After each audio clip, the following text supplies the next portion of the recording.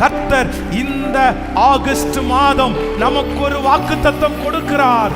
நான் உனக்கு முன்பாக திறந்த வாசலை வைத்திருக்கிறேன்.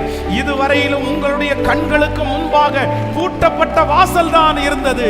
ஆனால் இந்த மாதம் உங்கள் கண்களுக்கு முன்பாக பல வருடங்களாய் மாதங்களாய் பூட்டப்பட்டு கிடக்கிற அந்த வாசல் இந்த மாதம் எனக்காக திறக்க போகிறது. முதலாவதாக எனக்காக ஒரு பெரிய வாசலை கர்த்தர் திறக்க போகிறார். இரண்டாவதாக எனக்கு அனுகூலமான வாசலை கர்த்தர் திறக்க போகிறார். மூன்றாவதாக விசுவாச வாசலை கர்த்தர் எனக்காக திறக்க போகிறார். நான்காவதாக கர்த்தராலே எனக்கு ஒரு வாசல் இந்த மாதம் திறக்க போகிறது. இதுவரையிலையும் எதிர்ப்பா இருந்த இடத்திலே இந்த மாதம் எனக்கு சாதகமான ஒரு வாசல் திறக்க போகிறது.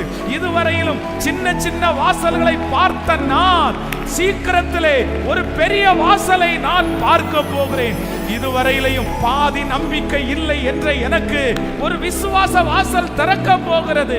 இதுவரைக்கும் மனிதர்கள் அடைத்த வாசல், மனிதர்களால் திறக்க முடியாமல் இருக்கிற வாசல், இந்த மாதம் கர்த்தரே எனக்காக வாசல்களை திறக்க போகிறார்.